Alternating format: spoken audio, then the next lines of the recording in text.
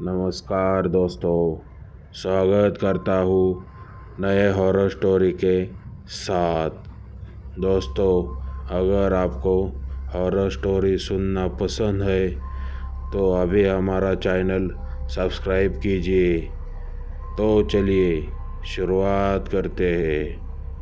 ये घटना मेरे साथ करीब 3-4 साल पहले घटी थी।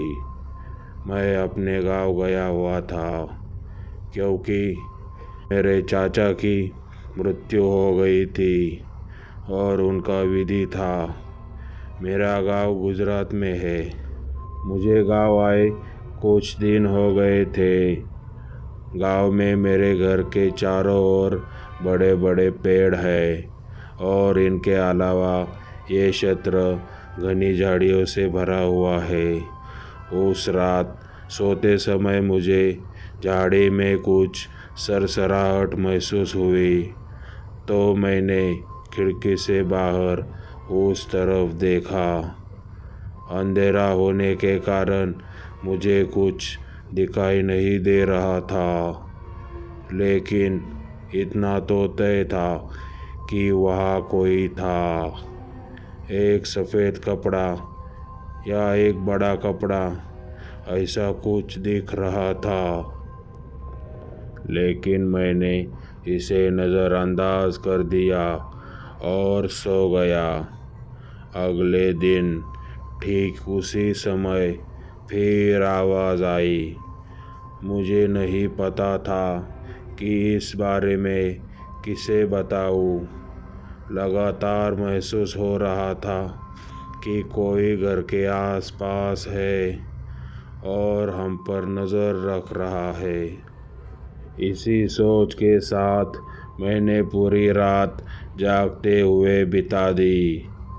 तीसरे दिन न रुकते हुए मैंने अपने बड़े बहन को बताया, लेकिन वो बोली कि कुछ नहीं होगा, तुम्हें कुछ एहसास हुआ होगा। ऐसा बोल के उसने मेरी बात को इस तरह उड़ा दिया। मैं अपने कमरे में आ गया और फिर से उसी सोच में डूब गया। मुझे बस इतना पता था कि वहाँ कोई है, क्योंकि पेड़ की छाल साधारण नहीं थी, इसीलिए साफ था कि कुछ चल रहा था। तीसरे दिन रात को फिर वैसा ही होने लगा। मैं छुप गया और खिड़की से बाहर देखने लगा। मेरी नज़रें इधर उधर घूम गई। तभी मैंने देखा, वो जो भी था वो एक पेड़ के पीछे से मुझे देख रहा था। मुझे उधर कोई सफ़ेद कपड़े पहने नज़र आया और वो पेड़ के पीछे से मेरी तरफ ही देख रहा था। उस रात मैंने टेंशन के कारण खाना नहीं खाया और ऐसे ही कमरे में आ गया। मैंने खिड़की बंद कर दी और पर्दे लगाकर सोने की कोशिश करने लगा। मैं सो गया, लेकिन रात करीब 2 बजे अचानक जाग गया। मेरा गला सूख गया था तो मैंने उठकर किचन में पानी पीने चला गया और वहाँ जो भयानक दृश्य मैंने देखा उसे मैं आज तक नहीं भूल पाया हूँ। वही सफ़ेद आकृति रसोई के खिड़की के बाहर खड़ी थी और वो मेरी तरफ ही देख रही थी। उस भयानक दृश्य को देखकर मेरे पैर कांपने लग गए। अब क्या करें, मुझे कुछ समझ नहीं रहा था। मैं इतना डर गया कि पानी का गिलास मेरे हाथ से छूट गया और मैं ज़ोर से चिल्लाया।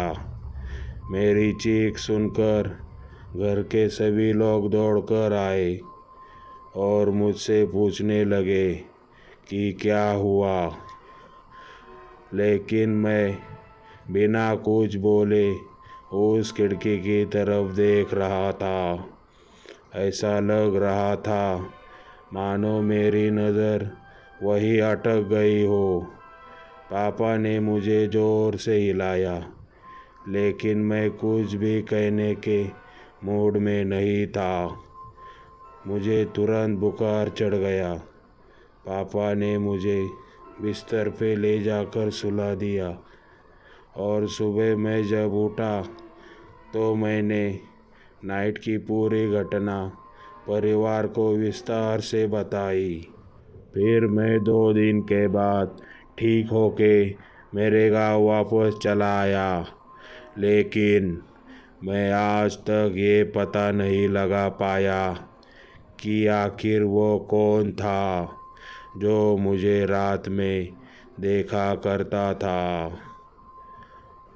दोस्तों, ये स्टोरी कैसी लगी कमेंट बॉक्स में ज़रूर बताइए और चैनल को सब्सक्राइब कीजिए। धन्यवाद।